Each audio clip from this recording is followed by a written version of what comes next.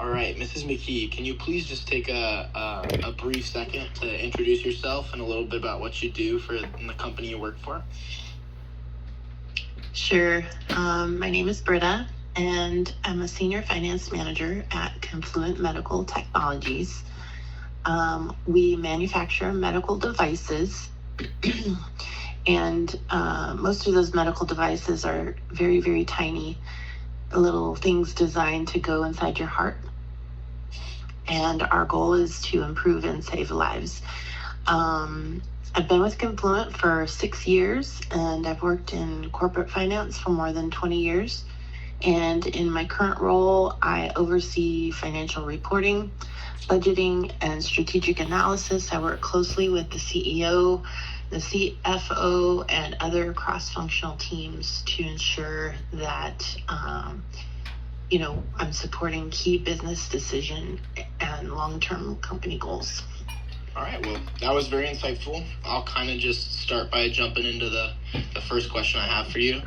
So this one is more so about career research and preparation. And so how do you usually get ready for a career or informational interview when learning about new jobs, projects, or working with others? And what steps would you take to figure out your goals before the conversation? So if I'm preparing for a meeting or a project, I would, try to start by reviewing some relevant background information. So understanding who are the people involved, what's the context of, the project or what I'm trying to research. What are the expectations? What are the key objectives? Before any conversation, I try to kind of identify my goals, what I want to learn, clarify, contribute. I also prepare some thoughtful questions and, really want to show engagement, initiative, and all of this would be ensuring that, my discussion with the person or persons is productive and aligns with both my, development and the organization's needs. And I can give you an example of every year I meet with our company's internal auditors. Okay. So, I try to make sure that I understand their goals, what they want to clarify, what their expectations are, and so I can help them out. Because it's important that we get a really good audit every year. Yeah, that sounds great. I guess the next question I have on here for you is about employment and performance interviews. And so what communication techniques do you find most effective during employment or performance appraisal interviews, especially when you're discussing feedback, goals, or just overall areas for improvement? So right now I have 2 employees underneath of me. I would say that one of my employees is kind of a go-getter, self-starter, very easy to manage. The other is kind of more difficult as far as she requires a lot more guidance and leadership as far as guiding her and directing her on specific things to do. So yeah. I do have to kind of tailor my leadership to both those individuals sort of separately, with different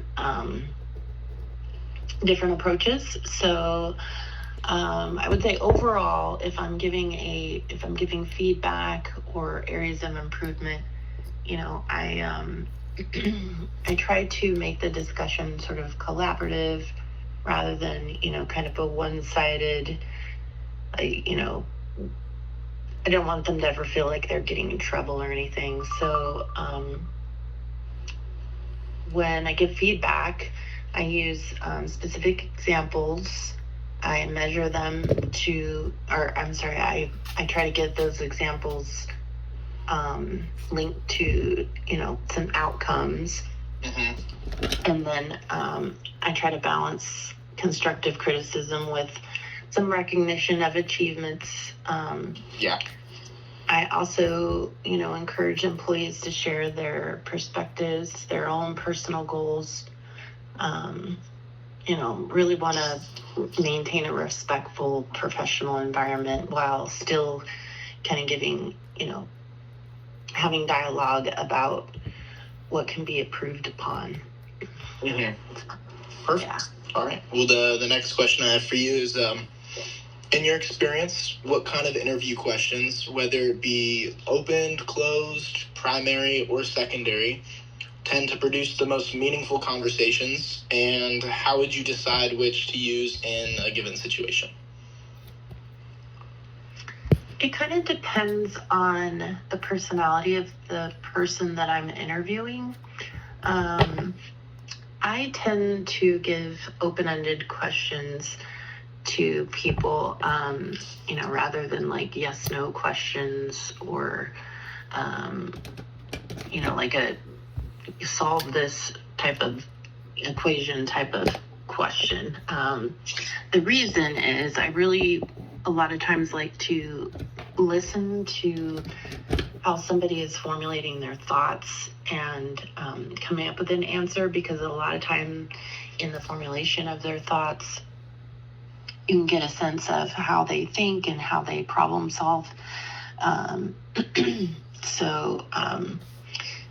Basically it kind of gives me some of their ways that they explore ideas, and maybe their decision making processes. Mm-hmm.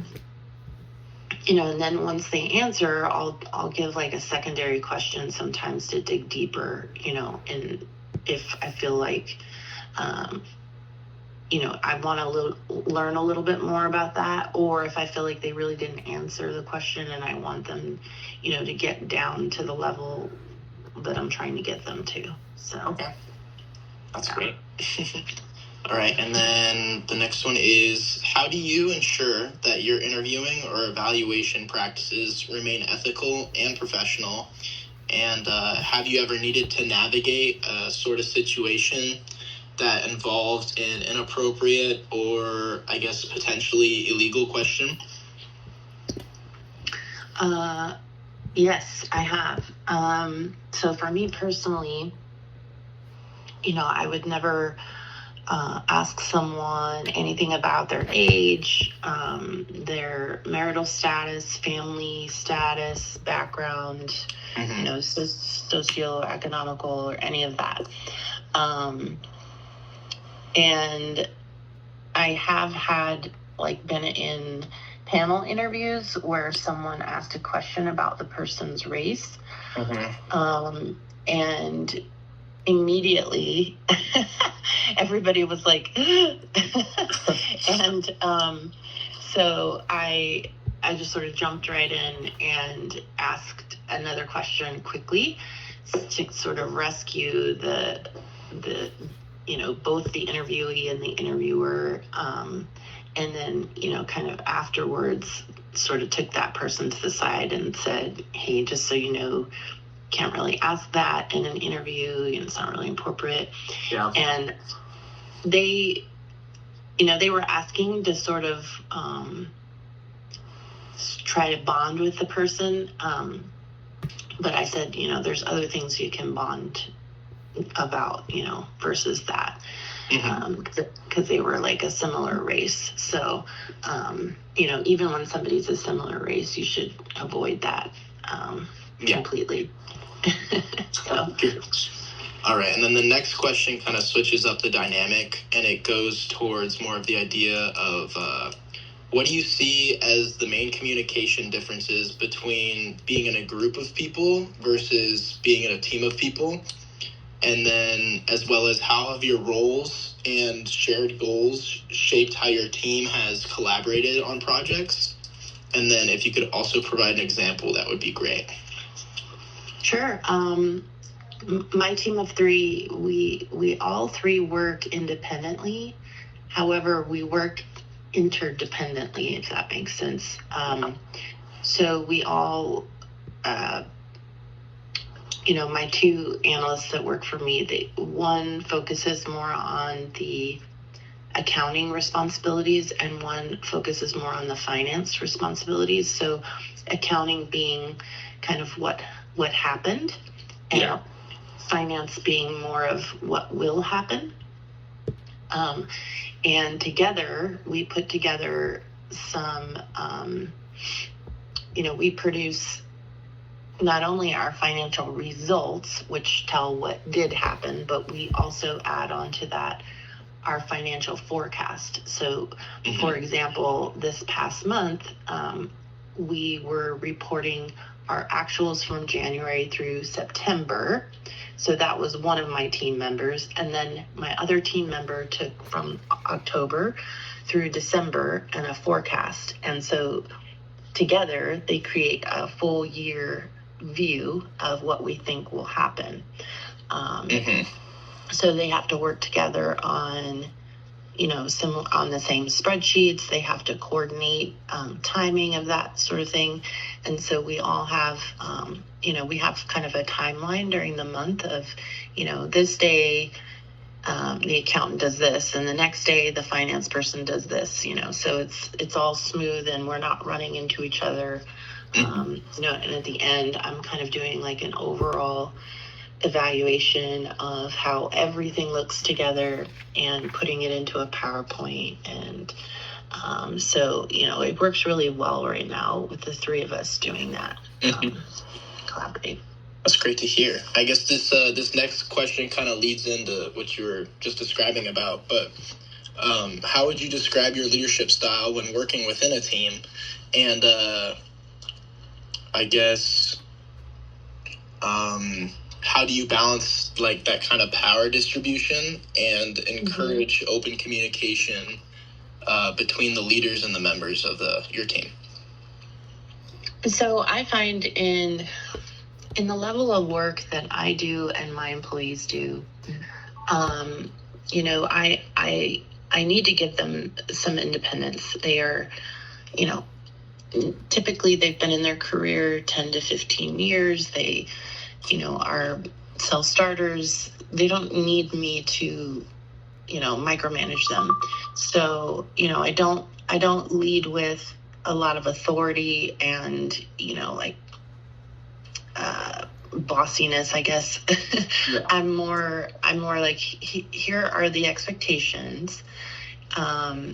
Here's what I expect on, certain days, and here's, guidance if you need it. And other than that, it's kind of more, they go and they do their thing. And if they have questions, they know they can come to me at any point during the day, week, hour, whatever, that I will answer their questions. I will help them as much as they need. I will empower them if they're, if they need information from other sources and they're not getting it. I can be that person that reach out and say, hey, my team needs X, Y, and Z to get this done, blah, blah, blah.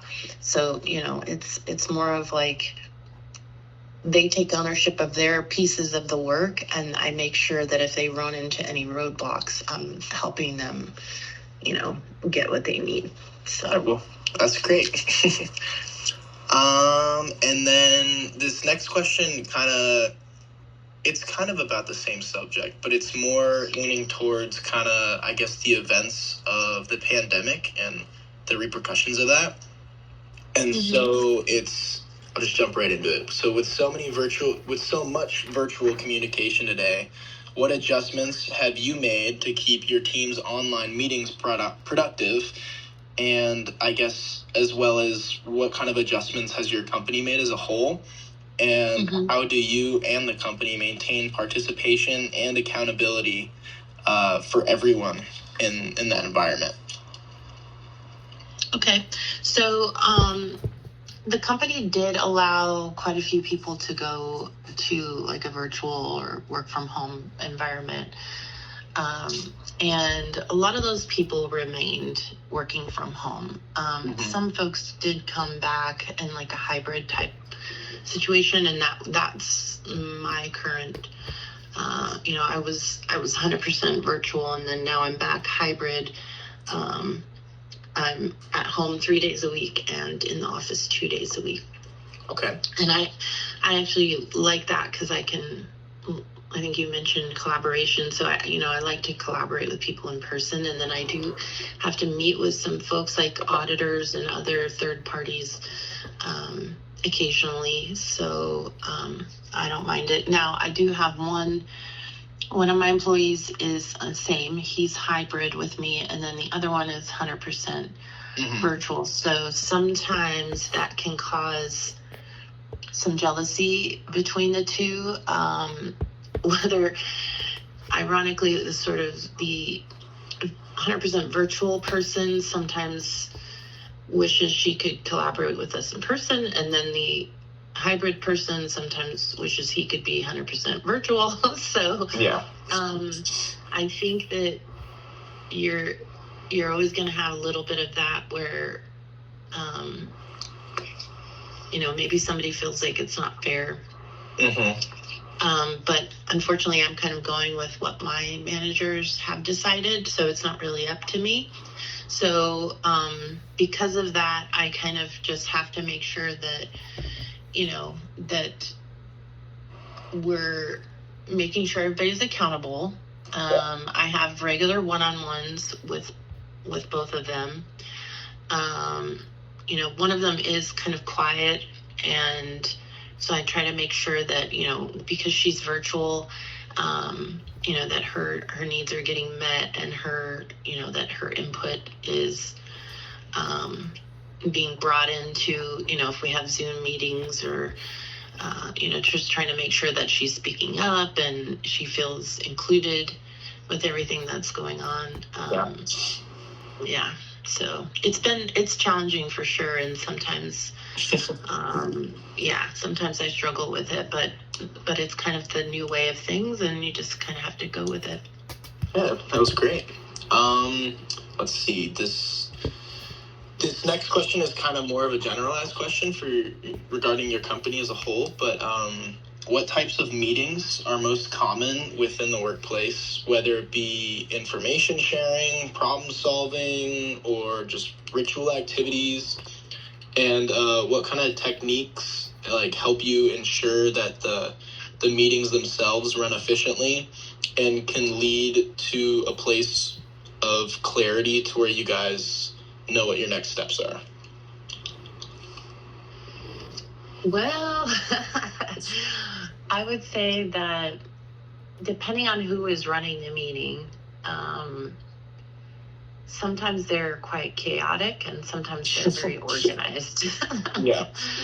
I personally love when people send materials in advance, so I can look at things, so I know what the meeting's about. I can prepare myself. That's, I would say, kind of a rare thing most days. I would say maybe only 10% of meetings will people send materials ahead of time. So, and almost all of our meetings, I would say 95% of our meetings are online now. Even if we're all in the office together, everybody will be on Zoom. So, I guess because of that, you have a screen in front of your face and you can see a spreadsheet or whatever it is that somebody is discussing. So you see the materials there, right? And again, depending on the person, some folks are like, okay, I want to talk about A, B, C, D, and they're organized. They talk about, Bob has this action item, Susie has that action item, we'll get together in a week, and there we go. Other people they're kind of looking for more input from folks, and then they're sort of jotting things down, and then they might send out a summary afterwards with action items from different people. So I personally try to keep things short and organized and clear, but I would say the majority of people, it's not that way. It is definitely more often than not just kind of everybody talking over each other, and hopefully somebody's taking notes. Exactly. So, well, anyway. I have two more questions for you. The second to last one being more about the presentations and the audience themselves. But so how do you approach preparing for a professional presentation or briefing? And what methods do you use to structure your presentations? Whether it be different for the introduction, the conclusion, or it's the same format the whole way through. But kind of just how do you go about creating those smooth transitions between your main points when presenting? So I'll give you some real world examples here. So once a month, I generally give a presentation to our board of directors.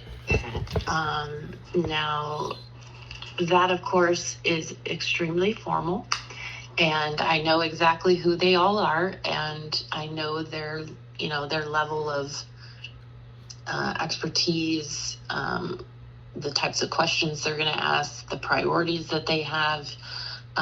Most of our board of directors are from our private equity firm that own us, so they're looking for certain things, and I've just learned, what they're looking for over many years of doing that. So.